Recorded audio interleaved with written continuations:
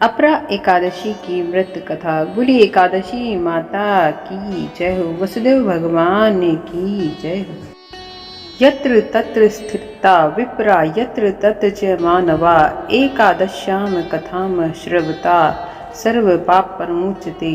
जो व्यक्ति जहाँ कहीं भी एकादशी की कथा को श्रद्धा से सुनता है वह समस्त पापों से मुक्त हो जाता है।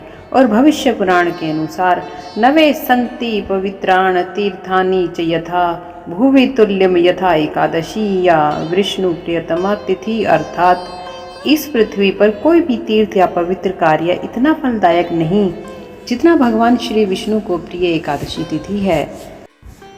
राधे राधे, हरे कृष्णा। आप सभी को अपरा एकादशी की हार्दिक शुभकामनाएं।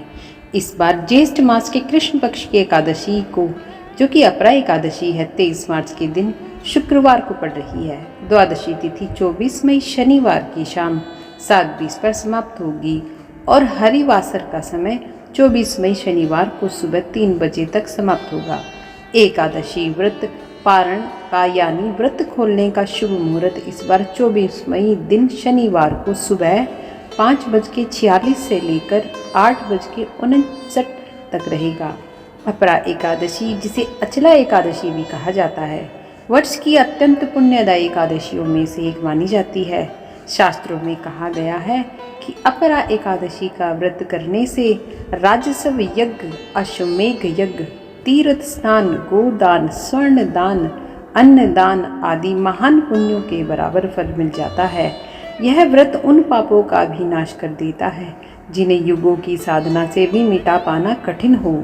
जो व्यक्ति इस दिन उपवास रखकर भगवान विष्णु की आराधना करता है वह इस जीवन में यश, तेज, कीर्ति, धन और संतोष प्राप्त करता है और मृत्यु के बाद विष्णु लोक को जाता है। इस एकादशी का विशेष महत्व यह भी है कि इसका पुण्य केवल समय तक सीमित नहीं रहता। जो इसे श्रद्धा से करता है वह अपने पूर्वजों को भी उन्नति दिला सकता है और भटकती आत्माओं को भी मुक्ति दिला सकता है। जैसे ही धर्म की बात आती है, गगन में घंटियां गूंजने लगती है और आकाश में दिव्य रथ की आहट सुनाई देती है। स्वर्णिम पहियों से सजा वह रथ, जिसके रथारूढ़ हैं स्वयं श्री कृष्ण, उनके नेत्रों में करुणा, मुख पर मुस्कान और हाथों में धर्म का दीप लिए वे पांडवों के समक्ष प्रकट होती हैं।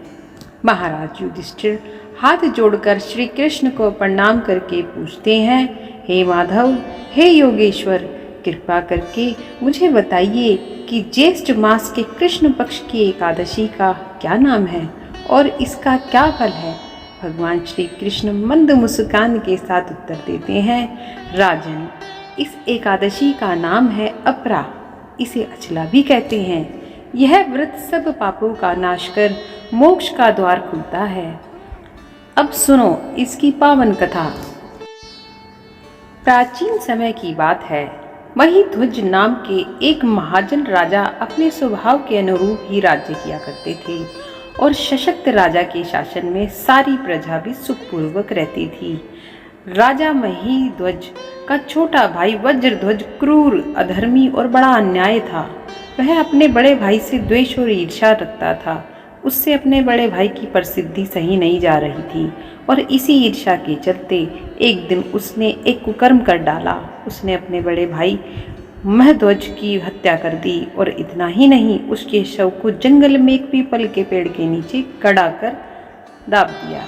अकाल मृत्यु के कारण वह धर्मात्मा राजा अब प्रेत योनि में पड़ गया और उसी पीपल के पेड़ पर रहकर वह वहां उत्पात मचाने लगा। एक दिन महर्षि धूम्य उधर से गुजरे। उन्होंने पेड़ पर प्रेत देखा और अपने तपोबल से उसकी सारी कहानी जान ली और उसके उत्पात का कारण भी समझ लिया। इसके बाद ऋषि ने उस प्रेत को पीपल के पेड़ से उतारा और परलोक विद्या का उपदेश दिया। इसके अलावा ऋषि ने स्वयं ही राजा की प्रेत योनि से मुक्ति के लिए अपरा अर्थात अचला एकादशी का व्रत किया और उसे अगति से छुड़ाने के लिए, प्रेत योनि से मुक्ति दिलाने के लिए व्रत के समस्त पुण्य फल को प्रेत बने राजा को अर्पित कर दिया। इस पुण्य के प्रभाव से राजा अब प्रेत योनि से मुक्त हो चुका था। अब वह ऋषि धौम्य को धन्यवाद देता हुआ दिव्य देह धारण करके पुष्पक विमान से स्वर्ग लोक को चला गया। भगवान श्री कृष्ण ने धर्मराज युधिष्ठिर से कहा, हे राजन, यह मैंने लोकहित के लिए बहुत ही पावन कथा कही है। इसे पढ़ने और सुनने से मनुष्य समस्त पापों से मुक्त हो जाता है। भगवान श्री कृष्ण कहते हैं, जो फल कार्तिक पूर्णिमा पर त्रिपुष्कर में स्नान करने या गंगा तट पर पितरों का पिंडदान करने से मिलता है, वही फल अपरा एकादशी का व्रत करने से मिल जाता है। मकर के सूर्य में प्रयागराज के स्नान से, शिवरात्रि का व्रत करने से, सिंह राशि के बृहस्पति में गोमती नदी के स्नान से, कुंभ में केदारनाथ के दर्शन या बद्रीनाथ के दर्शन, सूर्य ग्रहण में कुरुक्षेत्र के स्नान से, स्वर्ण दान करने से या फिर अर्घ्य प्रसूता गोदान से जो फल मिलता है, वही फल अपरा एकादशी व्रत के पुण्य प्रभाव से मिल जाता है। भगवान श्री कृष्ण के अनुसार अपरा एकादशी का व्रत पाप रूपी वृक्ष को काटने के लिए कुल्हाड़ी के समान है और इस एकादशी का व्रत और भगवान का पूजन करने से मनुष्य सब पापों से छूटकर अंत में वैकुंठ धाम को चला जाता है। भगवान श्री कृष्ण ने इस कथा को समाप्त करते हुए अपरा एकादशी के माहात्म्य का वर्णन प्रारंभ किया। भगवान ने कहा, ज्येष्ठ मास के कृष्ण पक्ष में आने वाली इस अपरा एकादशी के पालन करने वाला व्यक्ति ऐसे जघन्य पापों से मुक्ति प्राप्त करता है जो अत्यंत गंभीर होते हैं, जैसे कि भ्रूण हत्या, ब्रह्म हत्या, नैतिक संग, झूठ बोलना, झूठी गवाही देना, संपत्ति की इच्छा से वेदों का अध्ययन और अध्यापन करना, अपनी मर्जी से मनगढ़ंत ग्रंथ लिखना यानी झूठा शास्त्र बनाना, ज्योतिष द्वारा किसी को भरमाना, झूठा वैद्य बनकर लोगों को ठगना आदि भयंकर पाप भी अपरा एकादशी के व्रत से नष्ट हो जाते हैं। युद्ध क्षेत्र में भागे हुए क्षत्रिय को नरक की प्राप्ति होती है, किंतु अपरा एकादशी का व्रत करने से उसे भी स्वर्ग की प्राप्ति हो जाती है। गुरु से विद्या अर्जित करने के बाद जो शिष्य अपने ही गुरु की निंदा करते हैं तो वे अवश्य ही नरक में जाते हैं। अपरा एकादशी का व्रत करने से इनके लिए स्वर्ग जाना संभव हो जाता है।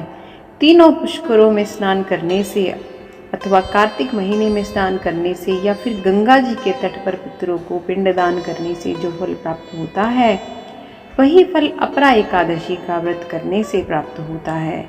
बृहस्पतिवार के दिन पवित्र गोमती नदी में स्नान करने से, कुंभ में श्री केदारनाथ जी के दर्शन करने से तथा बद्री का आश्रम में निवास करने से और सूर्य तथा चंद्र ग्रहण के समय कुरुक्षेत्र में स्नान करने से जो फल सिंह राशि वालों को प्राप्त होता है, वह फल अपरा एकादशी के व्रत के समान होता है। जो फल हाथी घोड़े के दान से तथा यज्ञ में स्वर्ण दान से मिलता है, वही फल एकमात्र अपरा एकादशी का व्रत रखने से मिल जाता है। गो तथा भूमि या स्वर्ण के दान का फल भी इसके समान होता है। पाप रूपी वृक्षों को काटने के लिए अपरा एकादशी का व्रत कुल्हाड़ी के समान है तथा पाप रूपी अंधकार को दूर करने के लिए सूर्य के समान है। इसलिए मनुष्य को इस पवित्र एकादशी का उपवास अवश्य ही रखना चाहिए। यह व्रत सभी व्रतों में उत्तम है। अपरा एकादशी के दिन श्रद्धा और विश्वास के साथ भगवान श्री हरि का पूजन करना चाहिए, जिससे अंत में श्री विष्णु लोक की प्राप्ति होती है। भगवान श्री कृष्ण कहते हैं, हे युधिष्ठिर, मैंने यह अपरा एकादशी की कथा लोकहित के लिए कही है। इसके पठन और श्रवण से सभी पाप नष्ट हो जाते हैं। जैसे ही भगवान श्री कृष्ण ने अपरा एकादशी की पावन कथा पूर्ण की, युधिष्ठिर महाराज की आंखों में श्रद्धा के भाव छलक उठे। सभा में उपस्थित हर श्रोता की कृष्ण के श्रीमुख से निकली हर पंक्ति को हृदय में उतार चुका था। भगवान श्री कृष्ण ने कहा, जो व्यक्ति श्रद्धा से अपरा एकादशी का व्रत रखता है और इसकी कथा का श्रवण करता है, वह समस्त पापों से मुक्त होकर उत्तम लोक को प्राप्त कर लेता है। यह व्रत समर्पण की परीक्षा है और भक्ति का प्रमाण भी है। फिर उन्होंने अपना दिव्य रथ संभाला, शंखनाद हुआ और धीरे धीरे श्री कृष्ण का रथ आकाश में विलीन होने लगा। एक दिव्य स्वर वातावरण में गुंजित हो रहा था, हरे कृष्ण कृष्ण कृष्ण हरे हरे, हरे राम राम राम हरे हरे। बोल हे श्री हरि विष्णु, हमारे द्वारा किया गया यह व्रत कथा श्रवण आपको समर्पित है। आप हमारे पापों को क्षमा करें, हमें जीवन में धर्म, भक्ति और मोक्ष का पथ दिखाएं। लेकिन एकादशी की कथा का पूर्ण फल तभी मिलता है जब हम एकादशी माता की कथा का श्रवण करें। 11 माता अर्थात एकादशी माता की कथा श्रद्धा से सुनने पर न केवल व्रत का पुण्य कई गुना बढ़ जाता है, बल्कि माता समय भक्त के जीवन को कष्टों से मुक्त करती है और व्रत को सिद्ध करती है। तो आइए एकादशी की कथा से पहले हम सभी नमन करें एकादशी माता को, जिन्होंने इस धर्म मार्ग को मानव जीवन में उतारा। एक बार देव ऋषि नारद जी वैकुंठ लोक को गए। वहाँ उन्होंने भगवान श्री लक्ष्मी नारायण जी को प्रणाम किया। फिर नारद जी ने श्री हरि से कहा, प्रभु अब धरती पर आपका प्रभाव कम हो रहा है, धर्म पर चलने वालों को कोई अच्छा फल नहीं मिल रहा, जो पाप कर रहे हैं उनको भला हो रहा है। तब श्री हरि कहने लगे, ऐसा नहीं है देव ऋषि, जो भी हो रहा है सब नियति के कारण हो रहा है। श्री हरि की बात सुनकर नारद जी बोले, प्रभु मैं तो देख कर आ रहा हूँ कि पापियों को तो अच्छा फल मिल रहा है, लेकिन भला करने वाले और धर्म के रास्ते पर चलने वाले लोगों को बुरा फल मिल रहा है, उन्हें दुख भोगने पर रहे हैं। भगवान ने कहा, देव ऋषि कोई ऐसी घटना बताओ जिससे तुम्हें यह लग रहा हो। नारद जी कहने लगे, प्रभु अभी अभी मैं एक जंगल से आ रहा हूँ। वहाँ पर एक गाय दलदल में फंसी हुई थी, कोई भी उसे बचाने वाला नहीं था। थोड़ी ही देर के बाद मैंने देखा कि एक चोर उधर से गुजरा। दलदल में फंसी हुई गाय को देखकर वह रुका तक नहीं, बल्कि उस गाय पर पैर रखकर वह दलदल से भरा हुआ गड्ढा लांघकर आगे निकल गया। आगे गया तो उस चोर को सोने की मोहरों से भरी एक थैली मिली। थोड़ी ही देर बाद वहाँ पर एक साधु महाराज आए। उन्होंने उस गाय को दलदल में फंसा देखा तो गाय को बाहर निकालने की पूरी कोशिश की और पूरी ताकत लगाकर आखिरकार उस गाय को निकाल लिया। गाय को बाहर निकालने के प्रयास में वह साधु महाराज खुद दलदल में से लथपथ हो गए थे। जब वह साधु महाराज आगे बढ़े तो एक गड्ढे में गिर गए और उन्हें चोट लग गई। प्रभु अब आप ही बताइए यह कौन सा न्याय है। नारद जी की पूरी बात सुन लेने के बाद श्री हरि बोले, देव ऋषि यह सही ही हुआ। जो चोर गाय पर पैर रखकर भाग गया था उसकी किस्मत में तो एक खजाना था, लेकिन उसके इस पाप के कारण उसे केवल कुछ मोहरें ही मिल पाई। वहीं उन साधु महाराज को गड्ढे में इसलिए गिरना पड़ा क्योंकि उनके भाग्य में उस समय मृत्यु लिखी हुई थी। लेकिन एक गाय को बचाने के कारण, दलदल से बाहर निकालने के कारण उनके पुण्य बहुत अधिक बढ़ गए और उनकी मृत्यु बस एक छोटी सी चोट में बदल गई। इंसान के कर्म से ही उसका भाग्य तय होता है देव ऋषि, इसलिए अच्छे कर्म करना कभी भी नहीं छोड़ना चाहिए। श्री हरि की बात सुनकर देव ऋषि नारद मुस्कुराते हुए और प्रभु को प्रणाम करते हुए नारायण नारायण कहकर प्रभु की रचाई हुई सृष्टि की अन्य लीलाएं देखने के लिए चल पड़े। प्रेम से बोलिए श्री लक्ष्मी नारायण भगवान की जय। अब सुनिए एकादशी माता की कथा। इस कथा को सुनने से ही एकादशी का व्रत पूरा माना जाता है। श्रोताओं, इस बार एक बूढ़ी माँ ने एक एकादशी का उपवास रखा। बड़े ही भक्ति भाव से वह एकादशी की पूजा किया करती थी। वे बूढ़ी हो चुकी थी, उन्हें वृद्धावस्था में कोई भी ऐसी वस्तु नहीं चाहिए थी जो वे एकादशी का उपवास रखती, क्योंकि एकादशी का उपवास रखने से तो श्री हरि की कृपा से सब कुछ मिल जाता है। वो बूढ़ी माँ तो अपने बच्चों के लिए, अपने परिवार की सुख सुविधा के लिए इतना कठिन व्रत रखती थी। वे दिन भर तो बड़ा कठिन मन करके अपनी प्यास को किसी तरह से रोके रहती, क्योंकि एकादशी के व्रत में वह जल की एक बूंद भी ग्रहण नहीं करती थी। द्वादशी को ही जल पीकर वह अपने व्रत का पारण किया करती थी। दिन भर उन्होंने किसी प्रकार अपने मन को संयमित रखा, पूजा पाठ की, व्रत की कथा पढ़ी सुनी और फिर पंडित जी को मिट्टी के एक पात्र में भरकर पानी और मौसमी फल दान में दिए। दोना भरकर शक्कर भी विपरीत की। उन्हें गर्मी के कारण बड़ी बेचैनी हो रही थी।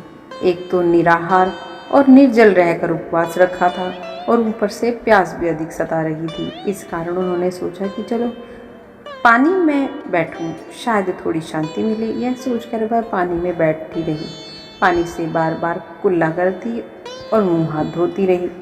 तब कहीं जाकर उन्हें थोड़ा बहुत चैन मिला। एक तो धूप तेज पड़ रही थी, इस कारण बूढ़ी माँ का मुंह सूखा जा रहा था। बूढ़ी माँ बड़ी बेचैन हो रही थी।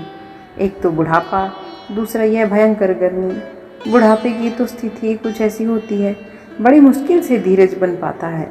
अब किसी प्रकार रो धोकर दिन कटवाया। अब बूढ़ी माँ के सामने पहाड़ सी लंबी रात थी, जिसका कट पाना बड़ा ही मुश्किल देख रहा था। चारपाई पर पड़ी हुई बूढ़ी माँ को किसी प्रकार भी शांति नहीं मिल रही थी। बार बार प्यास के मारे गला सूख रहा था और वे इस प्रकार बेचैन होकर करवटें बदलती जा रही थी। कई बार उठकर वे घर के बाहर जाती, फिर अंदर आ जाती। ना उन्हें घर के अंदर शांति मिल रही थी, ना बाहर। वे बड़ी बड़ी एकादशी माता को याद करती रही और मन में ध्याती रही कि हे माता, आप मेरी लाज रखिएगा, आप ही मुझे शक्ति दीजिएगा ताकि मैं भली भांति आपका व्रत कर सकूं और यह पहाड़ सी रात सुकून से बीत जाए। प्यास के कारण बूढ़ी माँ की बेचैनी तो बढ़ ही रही थी। उन्होंने धैर्य रखने का बहुत प्रयास किया, लेकिन आखिरकार उनकी सहनशीलता की सीमा टूट गई और वे घबरा कर प्रयास के सारे एकदम चिल्ला पड़ी, बचाओ बचाओ। बूढ़ी माँ का चिल्लाना सुनकर उनके परिवार के सभी सदस्य उनके आसपास इकट्ठा हो गए और बूढ़ी माँ की चारपाई के पास पहुँच गए। सब बोले, अम्मा जी क्या हुआ, आपको क्यों चिल्ला रही हो? और जब आपसे व्रत नहीं रखा जाता तो इस बुढ़ापे में इतना कठिन व्रत क्यों कर रही हो? अम्मा जी, अगर शरीर में ताकत है तभी तो शक्ति भक्ति हो पाएगी। आप पानी पी लीजिए। बूढ़ी माँ अपने परिवारजनों से बोली, मेरे तो प्यास के मारे प्राण ही निकलते जा रहे हैं। जरा जल्दी से मेरी छाती पर ठंडे पानी का घड़ा तो रख दो।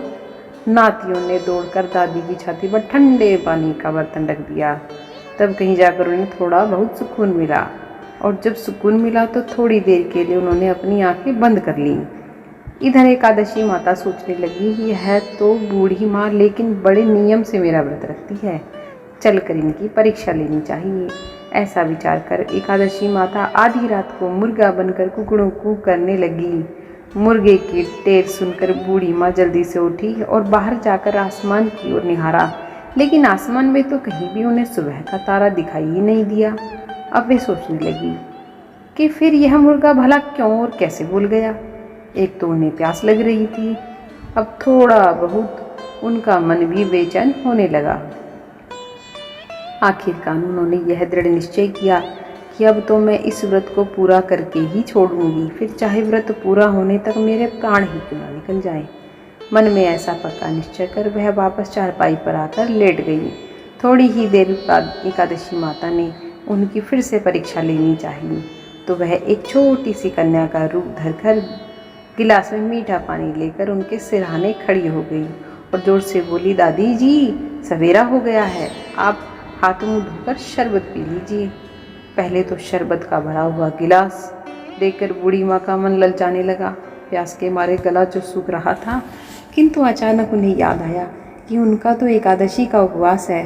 फिर उन्होंने सोचा कि अभी तो वे किसी भी तरह से यह शरबत नहीं पी सकती और फिर वे चुपचाप वापस अपनी चारपाई पर लेट गई। जैसे ही उनकी आंख लगी तभी उन्हें एहसास हुआ कि मानो किसी ने उन्हें पानी से भरे हुए कुएं में पटक दिया हो। वे बहुत देर तक उस कुएं में हाथ पांव चलाती रही, लेकिन इस बीच उन्होंने अपने मुंह में पानी की एक बूंद भी नहीं जाने दी, क्योंकि उनका एकादशी का उपवास जो था और वे पक्के निश्चय के साथ अपना व्रत पालन करती रही। थोड़ी ही देर में उन्हें ऐसा लगा मानो सामने आग जल रही हो। आग के कारण बड़ी भारी गर्मी लगने लगी। प्यास के मारे उनके प्राण निकलने लगे, लेकिन इतना सब होने के बाद भी बूढ़ी माँ ने पानी की एक बूंद नहीं पी। वे तो बस चारपाई पर बैठी बैठी एकादशी माता का ध्यान करती रही। अब सवेरा होने में बस कुछ ही समय है, यह जानकर वे बड़ी ही तसल्ली से के साथ इधर उधर घूमने लगी। एकादशी माता अब तक यह रात अच्छी तरह से समझ गई कि इन बूढ़ी माँ को किसी भी प्रकार से अपने व्रत से नहीं टाला जा सकता। वे उनके सत्य व्रत को भली भांति समझ गई थी। अब सवेरा हो गया तो बूढ़ी माँ ने स्नान किया, भगवान श्री हरि का पूजन किया, फिर एकादशी माता की कथा सुनी, ब्राह्मणों को भिक्षा देकर भोजन कराया। तब कहीं जाकर उन्होंने जल ग्रहण किया। कन्याओं को भोजन कराने के बाद बूढ़ी माँ ने फिर समय भोजन किया और उस श्रेष्ठ व्रत के प्रभाव से बूढ़ी अम्मा की आयु में वृद्धि हो गई। उनकी आयु बढ़ गई, उनका घर परिवार हरा भरा हो गया। अब उनके घर में किसी भी चीज़ का कोई अभाव नहीं रहा। उनका घर हर प्रकार से सुख साधनों से भर गया। नाती नातिन से उनका घर भर गया और वे उसी दिन से 12 महीने की एकादशी का व्रत करने लगी। एकादशी माता के व्रत के पुण्य प्रताप से इस संसार में हर प्रकार के सुख भोग कर वह बूढ़ी माँ अंत में भगवान श्री हरि के धाम को चली गई। जैसे एकादशी माता ने उन बूढ़ी माँ को और उनके परिवार को हरा भरा किया, वैसे ही हे एकादशी माता हम सभी की मनोकामनाएं पूर्ण कीजिएगा। प्रेम से बोलिए श्री लक्ष्मी नारायण भगवान की जय। एकादशी माता की जय हो।